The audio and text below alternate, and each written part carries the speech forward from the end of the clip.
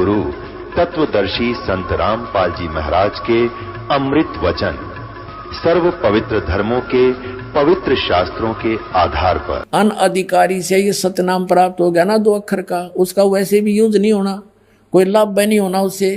वो डुप्लीकेट कोई पासपोर्ट बनाता है तो वो दोनों दोषी होते हैं। तो वो बहुत देर में पता लगता है जब वहां जाकर चेकिंग होती है सतलोक में जाते समय, तो फिर तो सब कुछ उजड़ गया होता है। अब तो देखो फिर क्या बताया परमात्मा ने, घर घर बोध विचार हो।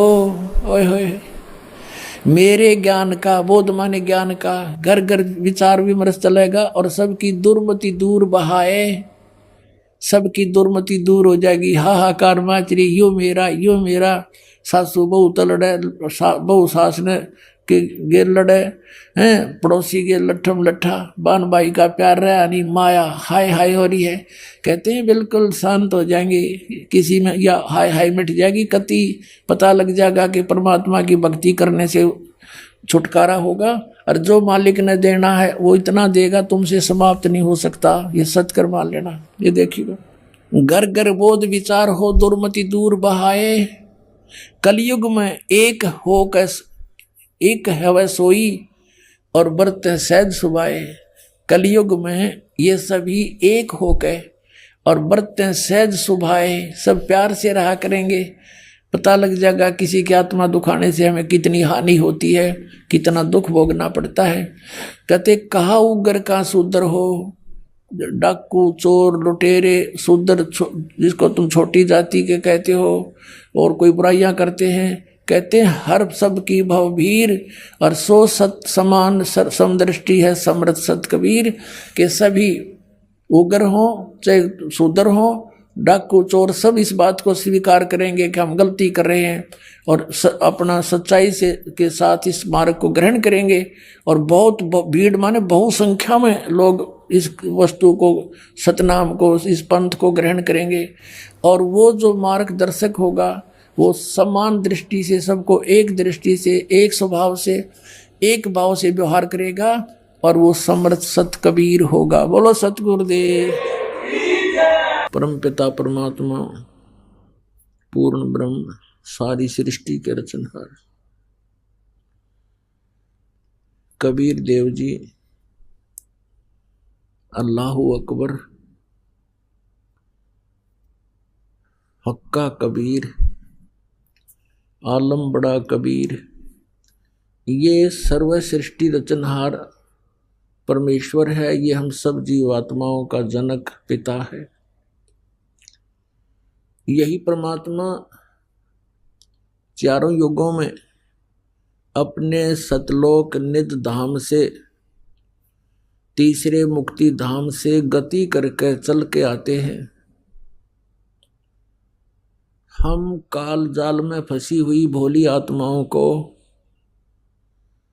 सतलोक में होने वाले सुख और यहाँ पर आप उठा रहे दुख, इन सब का तुलनात्मक तरीके से ज्ञान कराते हैं और हमें बताते हैं कि तुम यहाँ के रहने वाले नहीं हो। ये पृथ्वी 21 ब्रह्मांड समझो और इन ब्रह्मांडों में से ये पृथ्वी जहां आप अस्थायी निवास कर रहे हो, ये सारी कैद है, ये परिजन है, जेल है। और इस जेल से आप कैसे मुक्त हो सकते हो, इसका ज्ञान कराने के लिए परमेश्वर स्वयं आते हैं। जिसको हम भगवान मानते रहे अब तो नहीं मानते, और जिसको वेद ब्रह्म कहते हैं। श्रीमद् भगवत गीता में जो अपने आप को कहता है मैं काल हूं, 11वें अध्याय के 32वें श्लोक, जो श्री कृष्ण जी के अंदर प्रवेश करके बोल रहा है, इसको हम परमात्मा कहा करते थे, अपना स्वामी मानते थे और इसकी महिमा किया करते थे कि परमात्मा ने हमारे को कितना सुख दिया है, कैसी अच्छी पृथ्वी दी है, कैसे मनोहर झरने बनाए हैं, पृथ्वी के अंदर मीठा और खारा जल बनाया है, कैसे रोक रखा है, कितने अच्छे पदार्थ दिए हैं, काजू किस्मत सेब संतरे और ये सब बाजरा ज्वार गेहूं कनक सारी, और कितनी अच्छी हवा चलती है, कैसे मौसम बनाए हैं, कैसे दिन रात बनाए हैं। लेकिन हम इन खूबियों से हम इसको भगवान मान रहे थे। अब परमेश्वर कबीर देव जी ने, कबीर साहब ने आकर के बताया कि इस झूठे सुख को सुख कहे, यो मान रहा मनमोद, ये सकल चबीना काल का, कुछ मुख में कुछ गोद। ये परमात्मा जो हमारे पिता हैं, सबके जनक हैं, जो हमें इस काल की कैद से छुड़वाने की विधि बताने आते हैं, ज्ञान बताने आते हैं, यही परमात्मा सन 1398 संवत 1455 ज्येष्ठ सुदी पूर्णमासी को अपनी महिमा अनुसार, अपनी लीला अनुसार, विधान अनुसार जो प्रत्येक युग में लीला करते हैं, ये सतलोक से तीसरे मुक्ति धाम से चलकर आए, एक शिशु रूप धारण किया। और जैसा कि परमेश्वर की महिमा में लिखा है कि वो जंगल में, वन में, किसी सरोवर में, तालाब में कमल के फूल पर आकर विराजमान होते हैं, जिस कारण से वो नारायण कहलाते हैं। नारायण का अर्थ होता है जल पर निवास करने वाला। वो परमात्मा स्वयं चलकर आए, एक शिशु रूप धारण किया, कमल के फूल पर विराजमान हुए। इनके प्रत्यक्ष दृष्टा महर्षि रामानंद जी के शिष्य थे, और एक नीरू नीमा नाम के जुलाहा दंपति, जुलाहा पति पत्नी, वो निसंतान थे। स्नान करने के लिए प्रतिदिन वो उसी सरोवर पर सुबह सुबह जाया करते थे। नवजात शिशु को प्राप्त करके भगवान का शुक्र करते हुए घर ले आए। वही परमात्मा थोड़े से बड़े हुए, 5 वर्ष की आयु से ही अपने जिस उद्देश्य को लेकर आए उसको प्रारंभ किया। बड़े बड़े विद्वानों के छक्के छुड़ा दिए। तत्व ज्ञान के सामने उसमें के मंडलेश्वर टिक नहीं सके। लेकिन अफसोस है कि हम सभी प्रजा उस समय अशिक्षित थे, और इन अज्ञानी ऋषि महर्षि मंडलेश्वरों का दाव लग गया कि कबीर क्या जाने सदग्रंथों के गूढ़ रहस्यों को, क्योंकि सभी सदग्रंथ जैसे पवित्र चारों वेद, पवित्र श्रीमद् भगवत गीता, पवित्र 18 पुराण आदि आदि, ये सभी सदग्रंथ संस्कृत भाषा में लिपिबद्ध हैं। और परमेश्वर कबीर देव जी अक्सर ज्ञान नहीं रखते, और वो मंडलेश्वर और नकली कहा करते कि कबीर जी को अक्सर ज्ञान नहीं है, इसलिए वेदों को ये क्या जाने, क्या समझे पुराणों को, जिस कारण से आज तक ये अज्ञान बना रहा।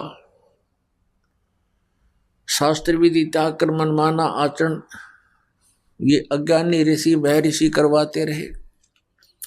स्वयं भी पाप के भागी नरकगामी हुए, 84 लाख योनियों में कष्ट उठाए, और हमारे पूर्वजों को भी इन्होंने उसी गड्ढे में डाल दिया।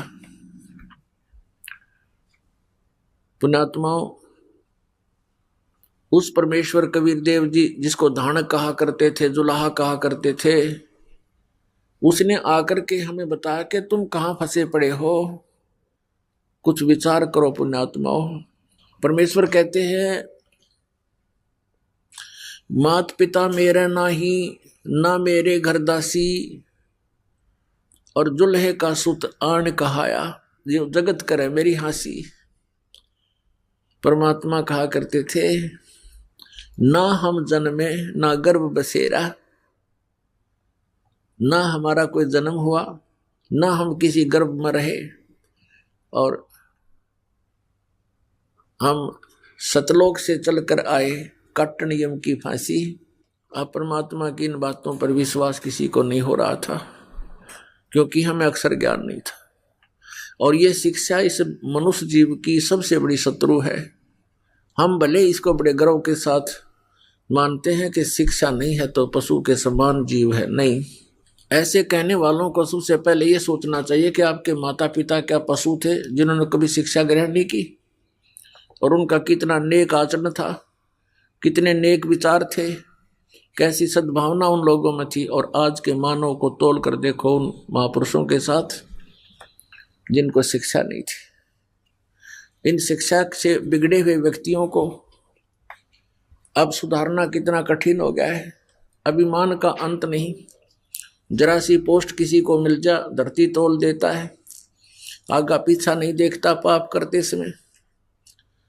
तो इस शिक्षा का सबसे बड़ा हमें लाभ हुआ है कि हम इस शिक्षा से परमात्मा पहचान सकते हैं। इसलिए ये परमात्मा ने ये विष हमारे को 3 युगों में नहीं खाने दिया, सतयुग त्रेता द्वापर तक। केवल एक ब्राह्मण वर्ग ही शिक्षा का अधिकारी होता था, अन्य अपने परंपरागत कर्म करते रहते थे, दादा ही काम किया करते थे और सुख से जीवन व्यतीत करते थे। राग द्वेष नहीं था, कपटता नहीं थी। जब से ही शिक्षा का दौर बढ़ा है तो उसी दिन से हमारे अंदर बहुत परिवर्तन हो गया। और अब ये शिक्षा अनिवार्य है, इसको ग्रहण करना चाहिए। प्रत्येक बच्चे और बूढ़े को पढ़ाइए ताकि वो अपने सदग्रंथों को पहचान कर भगवान पहचान ले। इसका सबसे बड़ा लाभ हमें अब होगा। अब भले ही मानव बिगड़ गया है, क्योंकि दास का जन्म 8 सितंबर 1951 को हुआ। उस समय तक शिक्षा नाम मात्र भी नहीं थी। बहुत ही हजारों में कोई 2-4 शिक्षा ग्रहण किया करते थे। और उसके बाद ये शिक्षा का ऐसी बाढ़ आई, क्योंकि परमात्मा ने ये शिक्षा देनी थी।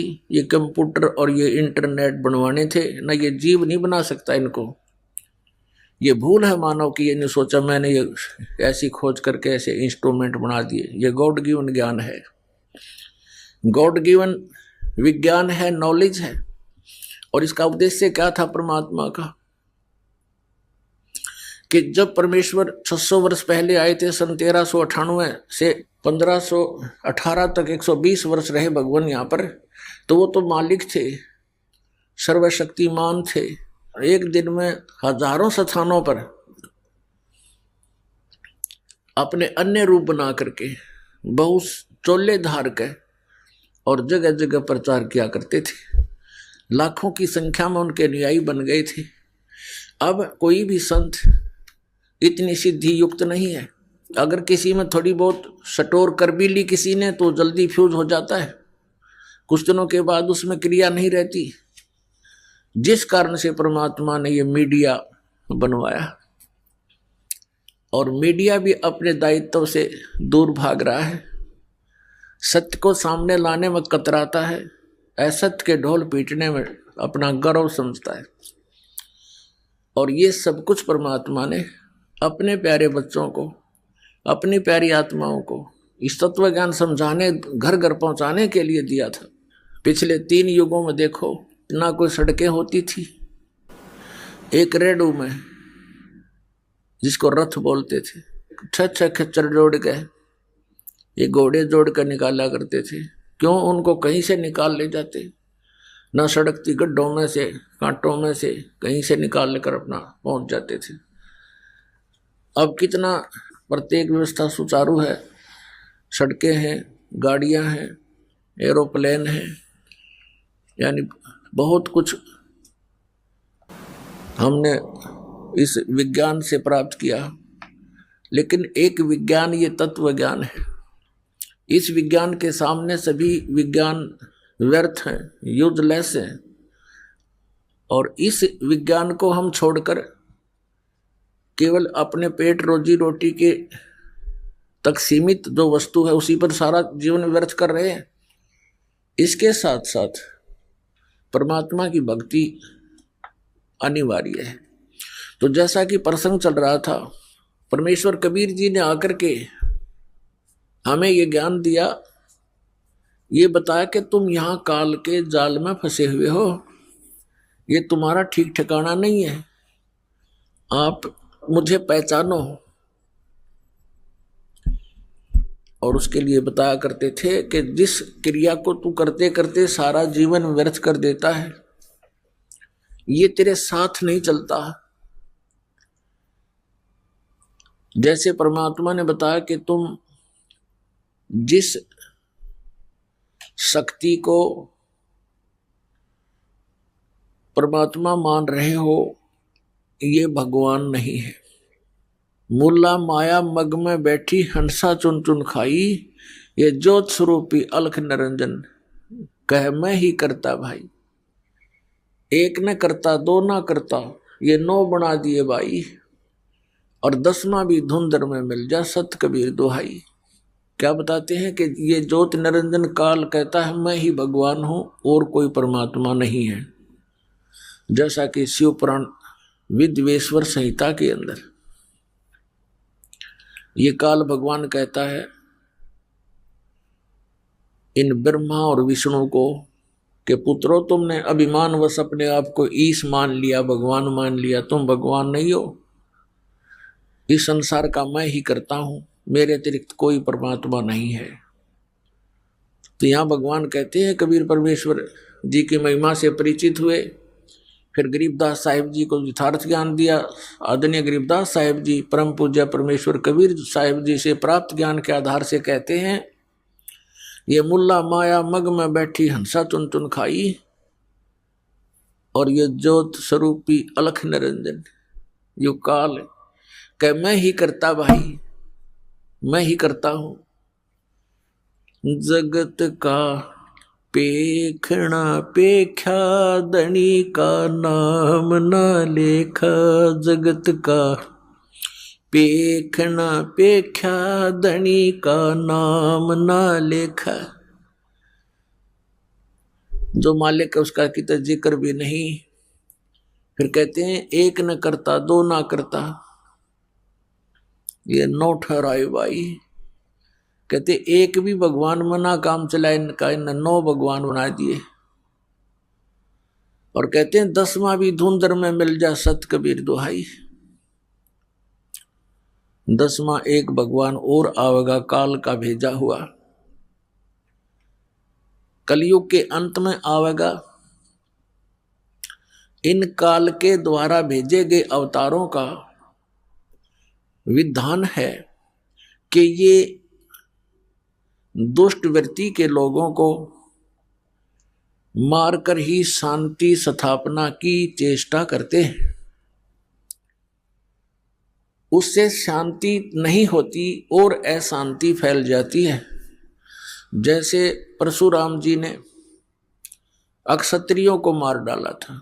अक्षत्रिय इतने निकम्मे हो गए थे, वो कोई भी ऊंच नीच से नहीं डरते थे, इज्जत बेइज्जती का ध्यान उनको नहीं रहा था।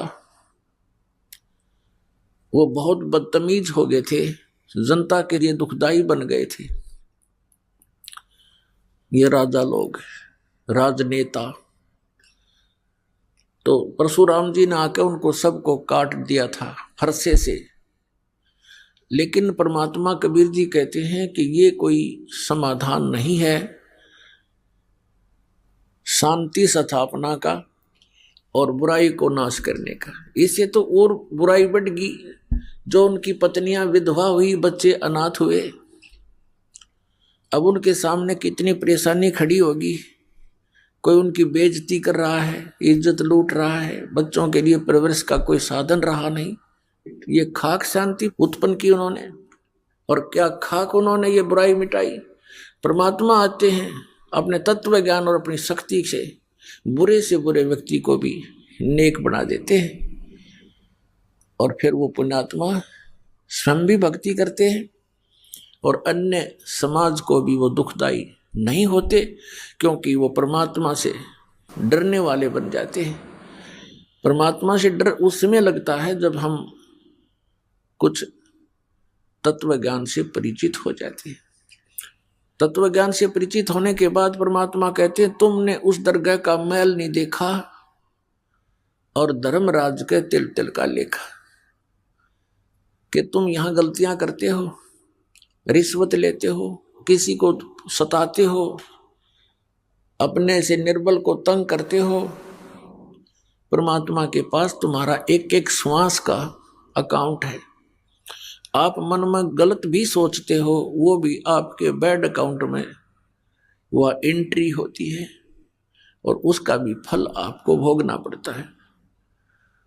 आप देखते हो किसी के टांग कट गई, किसी का हाथ कट गया, किसी की आंखें फूट गई, कोई कोढ़ से पीड़ित है, किसी को कैंसर है, किसी की जिह्वा में कैंसर है, किसी के कहीं पर परेशानी है। ये कारण क्या है? अब वो सोचता है कि मैंने इस जन्म में कुछ ऐसा किया नहीं, भगवान कहाँ है, मुझे क्यों दुख दिया। तो ये हमारी बालकों वाली बुद्धि है। हम भूल जाते हैं कि हम पहले भी बहुत बार जन्म चुके हैं और उन जन्मों में हमने कितने जुल्म किए हुए होते हैं। राजा बने, वह अनरस किए, अत्याचार किए, शक्ति का दुरुपयोग किया और अब उसका भोग किया। कोई अंधा होकर डोल रहा है, कोई दोनों पैर नहीं उसके। पुण्यात्माओं, ये तो हुआ सो हुआ। अब भगवान हमें बताना चाहते हैं कि जो हो चुका हो चुका बच्चों, अब तो संभलो। अब चाहे कितना ही रोगी हो, कैसा ही अंग भंग हो और कैसा ही दुष्ट या नेक व्यक्ति हो, परमात्मा के ज्ञान से वो फिर से संभल सकता है। परमात्मा ने आकर हमें बताया, एक पुण्य एक पापी आया, एक है सूम दलेल रे, गरीबदास हरि नाम बिना सब ही जम की जेल रे। जैसे कुछ पुण्य आत्माएं हैं, अच्छी आत्माएं हैं, नेक नीति से जीवन निर्वाह कर रहे हैं, वो किसी को कष्ट नहीं देते, भगवान से डरने वाले भी हैं, लेकिन वो भक्ति नहीं कर रहे क्योंकि उनको ज्ञान नहीं कि एक और काम आवश्यक है। उस कार्य से वो अपरिचित होने के कारण फिर भी अपने जीवन को बहुत ही बचाकर चलते हैं। और एक व्यक्ति दूसरा उसके साथ है, शराब भी पीता है, चोरी भी करता है और भी बदमाशी करता है और वो भी अपना जीवन जी रहा है। और फिर क्या होता है, इन दोनों में अंतर क्या है? जनसाधारण तो ये कहेगा कि ये नेक आदमी तो बहुत अच्छा है और ये निकम्मा आदमी तो निकम्मा बहुत है, ये तो अंडरस्टूड है। लेकिन जब हम इस अध्यात्म ज्ञान से तोलेंगे, जितने वो अच्छे और बुरे हैं वो तो है ही है, लेकिन जीवन दोनों का ही व्यर्थ है। अब ये कैसे कि जैसे एक खेत है, जमीन है 1 एकड़, वो बा रखी है, संवार रखी है, उसमें घास फूस अड़ंगा है नहीं, खरपतवार से रहित है। और दूसरा किला है, उसमें झाड़ बोझड़े जंखाड़ नेरे उगे हुए हैं, कांटेदार झाड़ी है, कीकर बबूल जाम गया है। एक वो एकड़ जमीन है। यदि उस बाहे संवारे खेत में, एकड़ जमीन में बीज नहीं बोया तो दोनों एक जैसे हैं। उस बाहे संवारे का क्या लाभ हुआ जब बीज ना बोया था? वो भी उससे जैसा है, जैसा वो व्यर्थ है, ऐसा ही वह व्यर्थ है। तो कहने का भाव ये है कि जब हम राम नाम का बीज बोवांगे, फिर वो अच्छा व्यक्ति तो अच्छा और गणा हो गया। और यदि उस झाड़ जंखाड़ उगे हुए निकम्मा व्यक्ति भी बुरे काम छोड़ के और परमात्मा के मार्ग पर लग जाता है, वो भी अच्छा हो जाएगा। उसको थोड़ा समय लग जाएगा। जैसे किसान जब उस खेत ने संवारना शुरू करता है तो उस बंजर जमीन में थोड़ा सा मेहनत ज्यादा करनी पड़ती है, वो पर संवार के छोड़ दिया करे, चाहे कितना मेहनत। ये दास समझो एक किसान है और आप जी के अंतःकरण ये खेत हैं। अब नेक आत्मा आती है तो और अच्छा, दास को घनी मेहनत ना करनी पड़ेगी, आते बीज डाल देंगे नाम का और प्रफुल्लित होगा। और जो शराबी कवाबी है, रिश्वतखोर है, चोर है, ठग डाकू है, वो बंजर जमीन है, वो भी अगर हमारे संपर्क में रहेगा तो किसान का उसके ऊपर कभी कस्सी बजेगी, कभी ट्रैक्टर चलेगा और कभी हल से, तो उसको साफ करके छोड़ देगा और फिर दोनों एक से हो जाएंगे। जब ही सतनाम हृदय धरो, भयो पाप को नाश, जैसे चिंगारी अग्नि की बाई, पड़े पुराने घास। अब जैसे कोई पाप गणे इकट्ठे कर रखे हैं, परमात्मा की शरण में आ जाए, मर्यादा में रहे, तो फिर सतनाम का जो जाप है ये 2 अक्षर का है, जिसमें एक ओम मंत्र है, दूसरा तत्व सांकेतिक है। ये दास बताओ, इन दोनों का श्वास उस श्वास से सिमरण करना पड़ता है। तो इस सतनाम के जाप से आपके संचित कर्म नाश हो जाते हैं, जो युगों युगों का ढेर लगा पड़ा है। उन्हीं में से आपको कुछ पुण्य कुछ पाप निकाल के ये एक मानुष जीवन दिया जाता है। और फिर आपके प्रारब्ध में भी अगर कोई कष्ट है, आपके इस जीवन में जो लेख लिखे गए हैं, आपकी किस्मत बनाकर भेजी है भगवान ने, इस धर्मराज ने, तो उसमें भी यदि आपका कोई दुख, कर्म पाप कर्म के कारण कोई कष्ट आना है, वो भी इस सतनाम के जाप से, इस दास से प्राप्त करके, अपनी मर्जी से जाप करने से नहीं, किसी डुप्लीकेट व्यक्ति से जो अधिकारी नहीं है उससे उपदेश लेकर के वो नकली कहीं भ्रमित भी कर रहा हो तो उससे भी कोई लाभ नहीं होगा। तो फिर आपका प्रारब्ध का पाप भी नाश हो जाता है।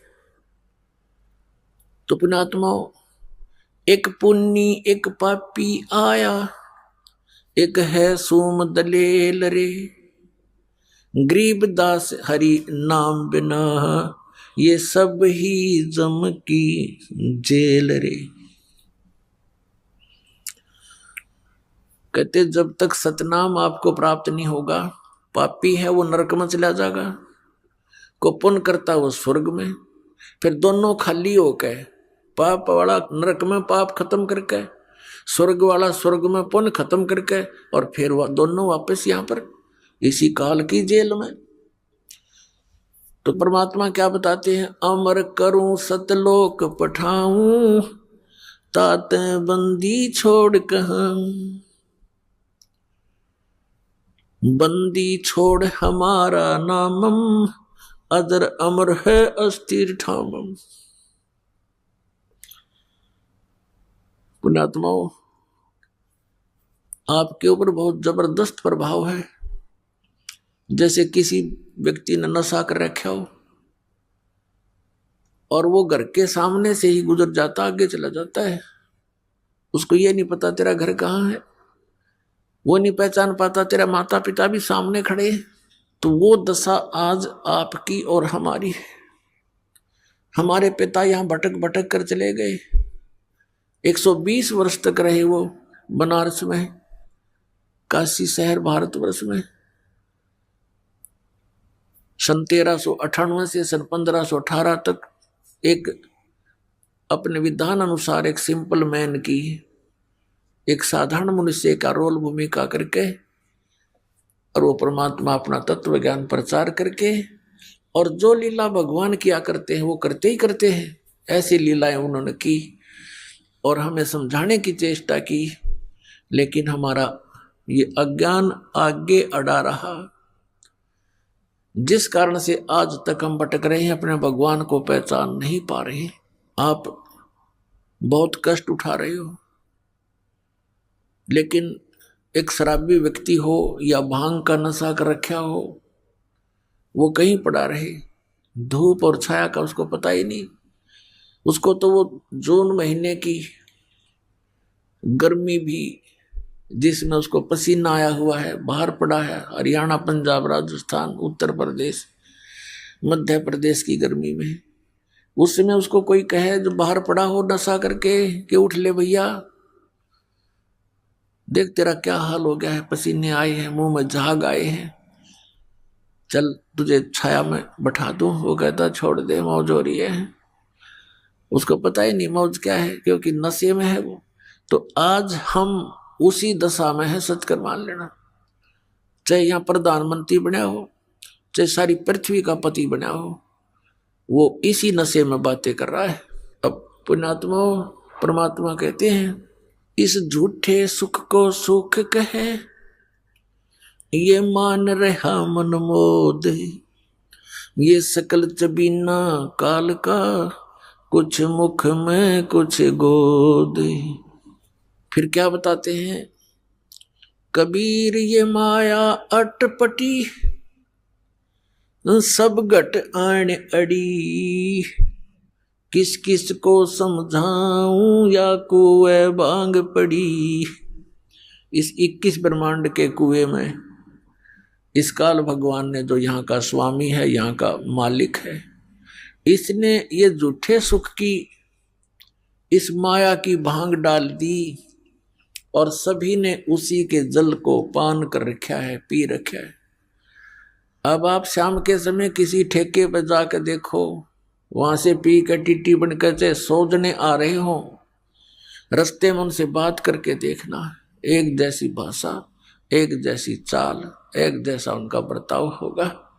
ऐसे बोल रहे तो सिर पाँव है, या बोल रहे नहीं, चल अपना काम कर, समझाने की चेष्टा करे तो माने नहीं। तो इस प्रकार से हम उसी काल की भांग को पीकर मस्त हुए फिरते हैं। और परमात्मा कहते हैं, कबीर ये माया अटपटी, सब घट आण अड़ी, और किस किस न समझाऊं या कुएं भांग पड़ी। लेकिन फिर कितने दयालु है, एक शराबी को समझाना कितना कठिन हो जाता है, पूरे परिवार के नाक में दम कर देता है। और हम सारे भांग पिए पड़े, और फिर हमें समझाने के लिए हमारे पिता आते हैं, क्योंकि अपने का दुख अपनों को ही होता है। इस काल यहाँ का जो भगवान है, इसको भगवान कहते हैं, भगवान उसे कहते हैं जो दुख ना दे, केवल सुख दे। ऐसे जुल्म कहर हमारे ऊपर टूट रहे हैं, बरस रहे हैं, और फिर हम कहते हैं ये बड़ा भगवान है, ये अच्छा भगवान है। किस लिए भगवान माना हमने, कि देखो कितने अच्छे काजू किस्मत सेब संतरे फलदार वृक्ष हमें दे रखे, फल दे रखे, और ये इतनी बड़ी पृथ्वी पर कैसे बाग बगीचे बना रखे हैं। ये किस लिए बना रखे हैं? और आपको फिर वो भूल जाते हो कि आप किसी का बेटा मर गया, किसी की बेटी मर गई। पीछे सी समाचार पत्र में पढ़ने को मिला, यहाँ बच्चे बता रहे थे कि एक परिवार ने मन्नत मानी, किससे? बालाजी से। उनका पुत्र हो गया, और उस पुत्र के केस उतरवाने के लिए, मत्था टिकवाने के लिए उस बालाजी में जा रहे थे। 4-5 सदस्य थे, 7वां छोटा सा लड़का था, 3 महीने का। रास्ते में दुर्घटना होगी, वो बच्चा बच गया और वो सारे मर गए। बताया खाक मन्नत दी उसने, किसने दी? ये भी भूल है हमारा कि उसने पत्थर ने दे दी, उस बालाजी ने दे दी। एक भक्त सुना रहा था, बोला जी हम पहले तो भूल में थे। उसने एक उदाहरण दिया कि एक भगत हनुमान जी की पूजा कर रहा था। हनुमान जी वहां प्रसन्न हो गया, आ गया, बोल भाई क्या मांगता है? नो बोला जी बढ़िया से सूट दे, मेरा तो कपड़े को नहीं। नो बोला भाई मैं आप लंगोट में रहूं तने कितने थान दूंगा। हनुमान जी ने कहा भले आदमी तो भगवान की भक्ति करे, मैं भी भगवान की भक्ति करूं, मन ने भी कर दे, क्यों दुखी कर रहा है मेरे को। तो पुण्यात्मा हम बिना ज्ञान के डले ढो रहे थे। अब इस तत्व ज्ञान से हमें पता चला। क्या बताते हैं गरीबदास साहब जी के जगत का पेखना पेख्या धनी का नाम ना लेखा। जगत का पेखना पेख्या धनी का नाम ना लेखा। जैसे ये दास पहले हनुमान जी का कट्टर पुजारी था, जैसा लोक वेद सुन रखा था हमने, क्योंकि आत्मा भगवान के बिना रह नहीं सकती। पुण्यात्माओं, यहां चाहे कोई करोड़पति हो, चाहे अरबपति, चाहे खरबपति हो, और चाहे सारी पृथ्वी का पति हो, और उसको संतान भी हो, संतान उसकी नेक भी हो, पर संतुष्टि नहीं हो सकती। आत्मा में प्रसन्नता नहीं हो सकती, क्योंकि आत्मा को उस सुख की आवश्यकता है जो यहां पर है नहीं, और उस सुख को प्राप्त हुए बिना यह संतुष्ट हो नहीं सकती। फिर इसको यह भी पता है कि भगवान आकर बताते हैं स्वयं अपनी महिमा। अब कबीर परमात्मा कहते हैं, धर्मदास सुन अमर कहानी, अपनी महिमा हम आप बखानी। कि अपनी महिमा मैंने आप बतानी पड़े आकर के। इस मेरी महिमा का बताने वाला इस पृथ्वी पर कोई 21 ब्रह्मांड में नहीं छोड़ रखा इसने, किसी को याद ही नहीं रहा। सबको भांग पिला रखी है, सबके 3 इंजेक्शन लगा रखे, तीनों गुण इनके ऊपर प्रभावी है। इनको सो दिए को ना, इनको जितना दिखाई जो बेटा बेटी कार कोठी आगे कुछ दिखाई नहीं देता इन बोली आत्माओं को, इतना बांध दिया इनकी बुद्धि को। तो क्या बताते हैं कि अपनी महिमा मैंने आप ही आके बतानी पड़ी। तो इस परमात्मा के से प्राप्त ज्ञान के आधार से हमें फिर दिखाई देने लगा। जैसे ये दास पहले हनुमान जी का पुजारी था, लगातार 25 वर्ष तक, यानी 10-12 वर्ष का ये दास ऐसे अपने साथी विद्यार्थी से सुनकर कि हनुमान चालीसा का 7 बार पाठ करना चाहिए प्रतिदिन, और श्री कृष्ण भगवान परम शक्ति है। वो ब्राह्मणों का लड़का था, और हम ऐसे कुल में जन्म लिया हुआ था, अच्छे आदमी सारे थे, लेकिन राम नाम का आसपास नहीं थे। राम की तो दिन में चर्चा भी नहीं चला करती, दिन रात में कभी भी अपना पेट भरने के धंधे में जुड़े रहते, हमें भी जोड़े रहते। तो उससे थोड़ा पता लगा, एकदम आत्मा उभरी, तो जैसा लोक वेद सुना था उसके आधार से दृढ़ होकर लगे। कोई गुरु नहीं, लेकिन चाह भगवान की घड़ी, गीता जी का पाठ करने लगे, विष्णु भगवान श्री कृष्ण भगवान को इष्ट, फिर हनुमान जी याद आ गए, हनुमान जी इष्ट, फिर और कोई शंकर भगवान की महिमा सुनी, वो भी इष्ट। यानी हमने 36 खत्म कर रखे थे, लाभ कुछ भी नहीं था। यदि पूर्व संस्कार से कोई हमें लाभ होता था, क्योंकि बच्चे पढ़ते हैं उनको तो यही बड़ी बात होती है कि वो परीक्षा में पास हो जाए। तो परीक्षा में पास होते थे। हनुमान जी की बाबा श्याम जी दादा लाई पूजा थी, उनका शुक्र मनाते, फिर श्री कृष्ण जी विष्णु जी का शुक्र मनाते, फिर श्री शंकर भगवान का शुक्र मनाते और खुश हो जाते। बस पास हो गए, फिर भूल जाते, अगली परीक्षा में फिर याद करते बस। और फिर जैसे वहां हुआ, फिर संतान की इच्छा होती है। हम संतान को सबसे पहले पुत्र प्राप्ति की इच्छा करते थे, अज्ञानता के कारण हमें ज्ञान नहीं था। लेकिन पुत्र और पुत्री में पुण्यात्माओं भूल का भेद मत करना। काल ने हमें यहाँ मूर्ख बनाकर पीड़ित करने के लिए, दुखी करने के लिए यहाँ इस तरह की गलत रीति रिवाजों में जोड़ रखा है। तो पुत्र उत्पन्न हुआ, बड़ी खुशी मनाई, नौकरी प्राप्त हुई, फिर भगवान के गुण गाए। अब पता चला कि जिन भगवानों को हम ये मान रहे थे कि ये हमें सब कुछ दे रहे हैं, वो ना कुछ दे सकते ना हमसे कुछ ले सकते। ये स्वयं स्वीकार करते हैं कि हम केवल नियमित कार्य ही कर सकते हैं, जिसके भाग में जैसा है पुण्य या पाप, हम उनको एज इट इज पूरा भुगवाना हमारा कर्तव्य है, उसमें कोई परिवर्तन नहीं कर सकते, अनुग्रह नहीं कर सकते। और श्री शिव पुराण के अंदर ये काल भगवान ब्रह्मा विष्णु और अपने पुत्र शिव को, शंकर को वहां संबोधित करता हुआ कह रहा है कि तुम सभी को अलग अलग विभाग दिए हैं, सतिथि, उत्पत्ति, संहार, लेकिन ये अनुग्रह तुम नहीं कर सकते किसी पर। अनुग्रह माने कृपा। तो फिर ये भगवान की से जब अनुग्रह नहीं कर सकते, हम दुखी हैं तो दुखी देखे जाएंगे, इनका भी कोई विवश नहीं चलेगा, क्योंकि इनकी पावर से बाहर की बात है। तो हम इनसे ही ये सब लाभ मान रहे थे। तो यहां परमात्मा कहते हैं जगत का पेखना पेख्या धनी का कितना नाम ना लेखा। जो हमें सब कुछ दे रहा था, हमें सब कुछ उपलब्ध करा रहा है, हमारे दुखों का निवारण कर सकता है, उसका कहीं नाम भी नहीं, जिक्र भी नहीं। अब इस प्रकार से हम परमात्मा की भक्ति महिमा से अपरिचित होकर के ये सब क्रियाएं कर रहे थे और इन भगवानों पर आश्रित थे।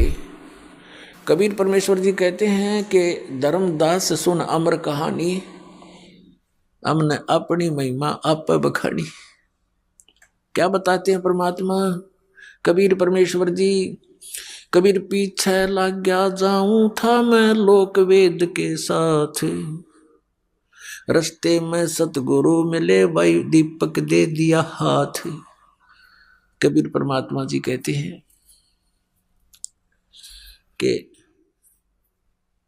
इस भक्ति के मार्ग में, भक्ति के सफर में हम लोक वेद के आधार से चल रहे थे, और इस भक्ति मार्ग में, इस रास्ते में हमें सतगुरु मिल गए। उन्होंने तत्व ज्ञान रूपी ये दीपक टॉर्च हमें दे दिया। अब हम इस तत्व ज्ञान यथार्थ भक्ति मार्ग रूपी टॉर्च तत्व ज्ञान की रोशनी में हम पथ भ्रष्ट नहीं होंगे, हम कुमार्ग पर नहीं जाएंगे, हम सुमार्ग पर चलेंगे और अपने घर पहुंच जाएंगे, यानी मोक्ष प्राप्त कर लेंगे। तो परमेश्वर ने स्वयं अपने ऊपर उदाहरण देकर बताया है कि पीछे लग गया जाऊं था लोक वेद के साथ। अब जैसे पुण्यात्माएं हैं, ये भटक रही है भगवान के लिए, लेकिन इन काल के दूतों ने इस काल प्रेरणा से स्वयं भी इनको ज्ञान नहीं है, ये अब अभिमानी बन गए हैं, इतना सच्चाई को देखकर भी ये मानने को तैयार नहीं है, क्योंकि ये आपके हितैषी नहीं है, ये आपके शत्रु का रोल कर रहे हैं। जब तक ज्ञान नहीं था तो पुण्यात्माओं ये सोच सकते हैं कि भी इनसे गलती बन गई संतों से, और अब ये दास क्लियर कर रहा है, इनके सबके इतिहास दिखा रहा है कि मैं इनका कोई शत्रु नहीं हूं, इनका मित्र का काम कर रहा हूं। ये अपने अभिमानवश भले ही मुझे अपना विरोधी मान रहे हो, ये इनकी बालक सोच होगी। हम ऐसे भयंकर दौर से गुजर रहे हैं, हम ऐसे खतरनाक समय में इस लोक में रह रहे हैं कि हम जिस ओर जा रहे हैं आगे वो अजगर मुंह खोले बैठा है, ये काल रूपी अजगर, और सबको खाता है। गीता अध्याय नंबर 11 के श्लोक नंबर 32 में स्वयं कहता है कि अर्जुन मैं काल हूं, और ये देख अब प्रवृत्त हुआ हूं, अब तेरे सामने प्रकट हो गया हूं। श्री कृष्ण से निकलकर बाहर दिखाई दे रहा। आइए अब हम उन श्रद्धालुओं के अनुभव जानते हैं जो जगत गुरु तत्वदर्शी संत रामपाल जी महाराज जी से दीक्षा प्राप्त कर चुके हैं तथा उनके द्वारा बताए गए भक्ति मार्ग पर चल रहे हैं। सर नमस्कार। नमस्कार जी। सर क्या नाम है आप? बलवान शर्मा। बलवान जी कहाँ से आए आप? बठिंडा से। बठिंडा पंजाब से। हाँ जी। संत रामपाल जी महाराज जी से नाम दीक्षा कब लिया आपने? 2009 में जी। सर संत रामपाल जी महाराज जी से नाम दीक्षा लेने से पहले आप क्या भक्ति साधना ही करते थे? मंदिर में पुजारी थी। मंदिर की भक्ति करते थे जी, हनुमान जी की। हनुमान जी हमारा इष्ट था। हनुमान जी का ही हमारा गुरु धारण किया हुए थे। हमारा जो परिवार है वो हनुमान जी से ही संबंधित रखता है और उन्हीं की जोत बत्ती, उन्हीं की आराधना पूजा करता है। सर किस तरह से आपने किस प्रकार से पूजाएं की है, आप हमें बताना चाहेंगे? हमने जी मंदिर में रह करके जैसे 42 दिनों के व्रत किए, हवन यज्ञ किए। मतलब जैसे ग्रहण कोई जाता है तो उसमें हवन यज्ञ किया। मतलब कोई भी ऐसा त्यौहार नहीं था जो खाली चला जावे। और उसमें हम पैसा कमाने के इच्छुक नहीं थे। सिर्फ हम इच्छुक इस बात के थे भी ये विषय क्या है, हमने किस धारा में जाना है, हमारा मोक्ष कैसे होगा, जन्म मरण से कैसे छूटेंगे, हमारा जो पुण्य है कहाँ लग बढ़ता जाएगा और उस पुण्य से हमारा आगे जा कर के भगवान के खाते में जाएगा या नहीं जाएगा, ये तो हमारे को नहीं पता था कहाँ जाएगा। पर इतना जरूर था कि भी हनुमान जी हमारा खाता आगे जा कर के देंगे और फिर हमारा कल्याण हो जाएगा। इस धारा से हम बहते गए और चलते गए और हमने खूब मतलब मंदिर में अपने शरीर को इतना सुखा दिया कि अगर इसके अंदर 2 गिलास भी जल डालें तो वो भी वापिस आ जाता था और वो अंदर नहीं जाता था। अंदर की जो फैक्ट्रियां थी नीचे की वो बिल्कुल काम करना हट गई थी और भूख प्यास बिल्कुल मतलब अपनी जगह ठहर गई थी, बहुत ही कम हो गई थी। तो एक तरह से आपने अन्न आहार करना छोड़ दिया था? हाँ जी। और बहुत ही कम, मतलब जैसे एकादशी आ गई उसका व्रत कर लो। मतलब व्रत हमने इतने किए कि महीना में ना 20 दिन या 15 दिन तो हमारे व्रत में चले जाते थे। तो सर आप एक तरह से निराहार रहते थे, आपने इतनी सारी पूजाएं साधनाएं की है, तो सर उसके बाद आप संत रामपाल जी महाराज जी से कैसे जुड़ गए? संत रामपाल जी महाराज जी से इसलिए जुड़ गए जी, हमारे पास एक AP सिंह नाम का जो संत रामपाल जी से का अनुयायी था, उन्होंने हमारे को ये ज्ञान दिया भी ज्ञान ये है। आप किससे जुड़े हो? पहले उन्होंने पूछा। मैंने कहा हनुमान जी से। हनुमान जी हमारा इष्ट है और उनसे जुड़े हुए हैं। वो कहने लगे भी ये जो देवी देवता है ये जन्म मरण में है। मैंने कहा अभी उनसे, हाँ जन्म मरण में है, पर मैंने कहा ये आगे हमारा जो काम है परमात्मा से कर देंगे क्योंकि इनकी पहुँच वहाँ लग है। हमने ये मान रखा था और वो अपना काम हो जाएगा। वो कहने लगे नहीं कर सकते। मैंने कहा क्यों नहीं कर सकते? तो कहने लगे आप पढ़ लो। उन्होंने मेरे को 2 बुक दी। गहरी नज़र गीता थी उनके पास और एक थी आध्यात्मिक ज्ञान गंगा और एक मोटी पुस्तक थी भक्ति के सौदागर का संदेश। उस पुस्तक से मैंने 2 दिन में सारा स्ट्रक्चर उनका पढ़ दिया, 2 ही दिन में। तो 2 दिन में पढ़ने के बाद मैंने उनको कहा भी आप ये अपनी बुक ले लो। मैंने पढ़ दी। मैंने कहा जो ये ज्ञान है, मैंने कहा ये तो किसी ऐसे संत का है जो तत्वदर्शी संत है। मैंने कहा अगर वो संत होया फिर तो ठीक है, अगर वो संत नहीं होया, उसको ये ज्ञान कहीं से मिल गया तो वो तो दुनिया को लूट करके खा जाएगा। मैंने कहा छोड़ेगा नहीं किसी कीमत पे भी, क्यों? मैंने कहा ये ज्ञान लीट एंड क्लीन है और फाइनल है, क्योंकि इससे पहले के ज्ञान में तो हम सुलझे हुए हैं पर इस ज्ञान में हम उलझे हुए हैं। सर एक बात बताइए, आप एक मंदिर में पुजारी रहे हैं, आपने एकदम से कैसे निर्णय कर लिया कि संत रामपाल जी महाराज जी की जो पुस्तकें हैं उनमें जो ज्ञान है वो बिल्कुल सही है और आप जो पहले कथाएं करते थे वो सही नहीं है? ये निर्णय कैसे किया आपने? ये निर्णय इसलिए किया, हम जब कथा करते थे उसमें जैसे देवी पुराण में आता है आविर्भाव और तिरोभाव, तो उसमें हम क्या करते थे, एक अटकल लगाते थे। अटकल लगाने से सामने कथावाचक जो सुनते थे उनको किसी को पता नहीं लगता था भाई पंडित जी क्या कह रहे हैं, क्या नहीं कह रहे हैं और किस प्रकार से आगे जा रहे हैं डायरेक्शन को लेकर के। तो उसमें एक हेरा फेरी होती थी। अगर हम वहाँ सच बोलें तो मंदिर से बाहर निकलना पड़ता है, अगर हम सच न बोलें तो हम पाप के भागी भी वहाँ, क्योंकि हमारे को खुद ही ज्ञान नहीं भी आविर्भाव क्या है, तिरोभाव क्या है। ब्रह्मा विष्णु महेश के बारे में ये बात होती थी वहाँ। तो हम अगर हम कहें ब्रह्मा विष्णु महेश का वहाँ जन्म और मृत्यु है तो उसमें एक प्रेशर बनता है कि ब्रह्मा विष्णु महेश का अगर जन्म मरण है तो आप पूजा किसकी कर रहे हो, तो आप किसके ऊपर ठहरे हो और क्या कर रहे हो। ये तो उसमें तो उसी टाइम फैसला हो जाता है, गेट आउट फ्रॉम हियर। तो कहने का मतलब ये था कि आप चाहते हुए भी लोगों को ये नहीं बताते थे कथा के दौरान कि ब्रह्मा विष्णु महेश की मृत्यु या जन्म होता है। यदि आप ऐसा बताएंगे तो लोग आपके ऊपर सवाल उठाएंगे कि भगवान कौन है। हाँ, तो हमने भगवान के बारे में ज्ञान नहीं था बिल्कुल। हमने तो देवी देवताओं के सतर तकर ज्ञान था और जो दूसरों का लिखा हुआ था वो भी।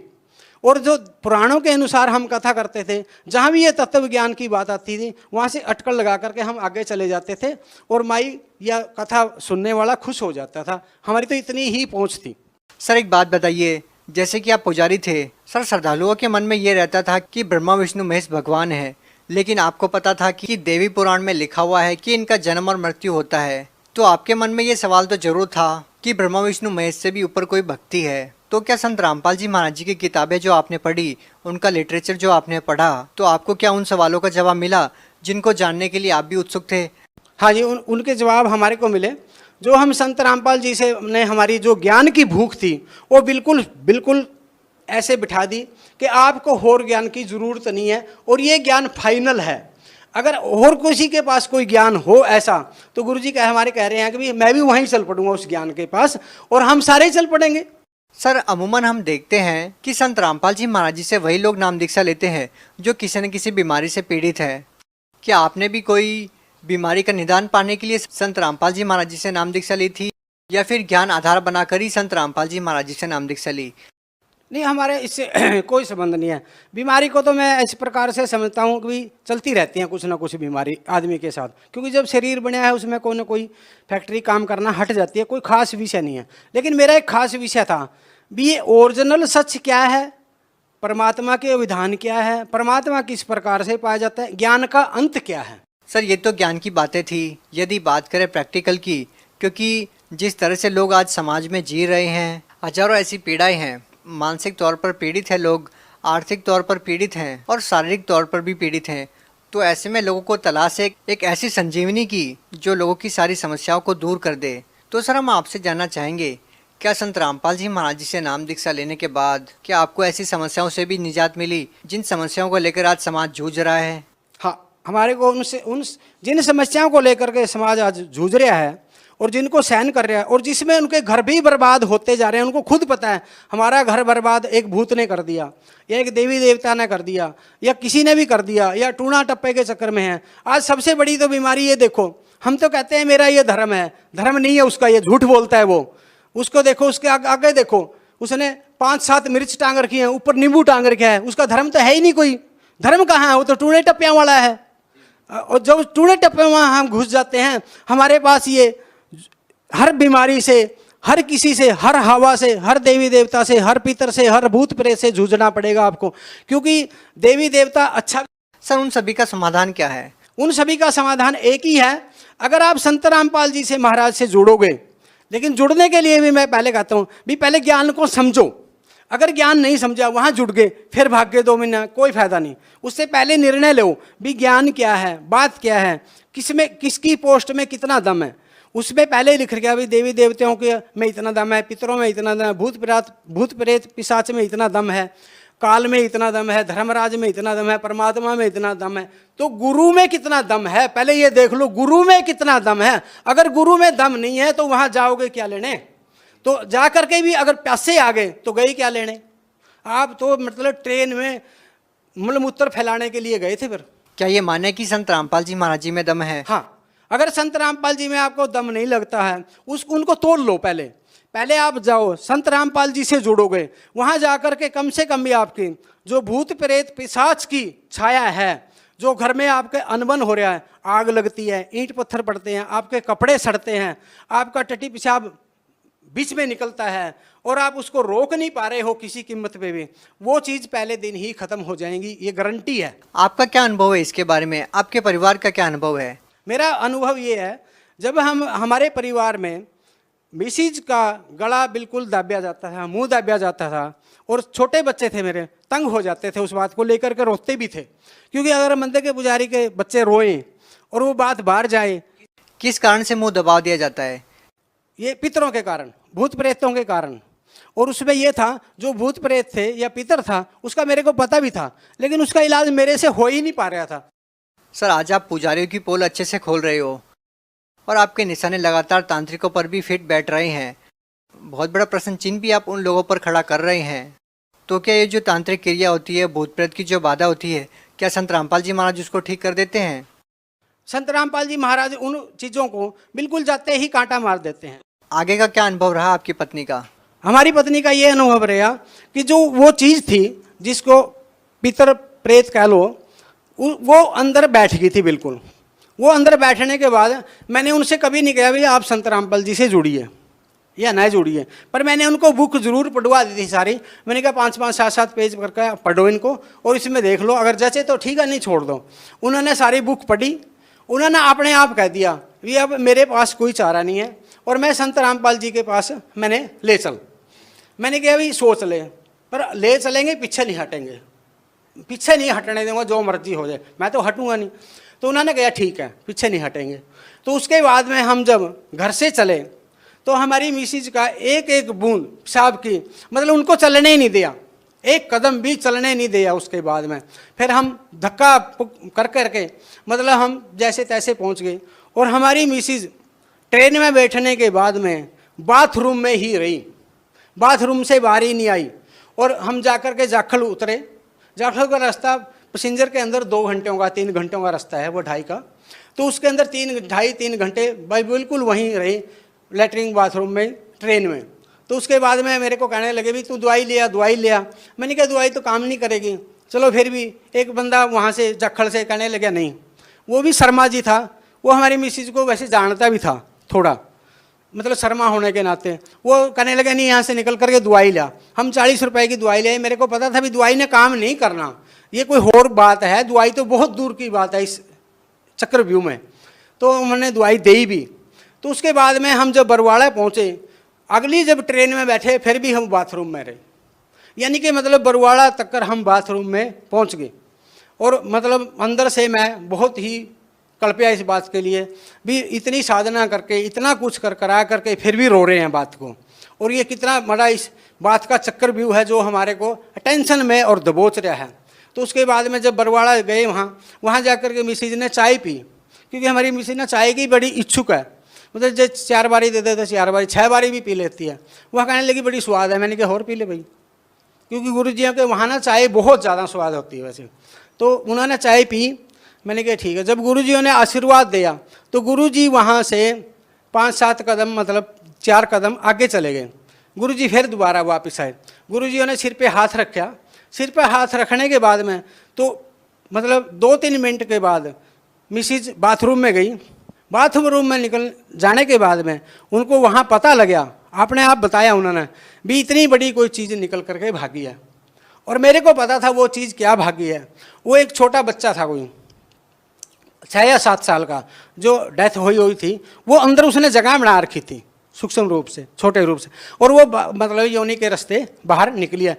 और निकली पहले जब गुरुजी है ना आशीर्वाद, उसके बाद में मिसिज वहाँ रही, खाना भी खाया, सब कुछ होया, कोई मतलब वो बिल्कुल फ्रेश हो गए, यानी कि उनको कोई भी तकलीफ नहीं है, 0 तकलीफ है। उसके बाद हम नरवाना से और रेलवे जो स्टेशन है, जो फाटक लगता है, वहाँ से लेकर के कम से कम वो 1.5 किलोमीटर के आसपास है, और वो पैदल बिल्कुल घोड़े की तरह गई। तो बच्ची भी हमारे कहने लगी कि मम्मी अब कहाँ गई तकलीफ, अब कहाँ गई है, कि मैं मतलब अब वो घोड़े की तरह चल रहे हो, और पहले 1 कदम भी नहीं चल सकते थे। उसके बाद में हमने ये अनुभव वहीं लिया, ये अनुभव वहीं है। सर बहुत बहुत धन्यवाद। सत्य।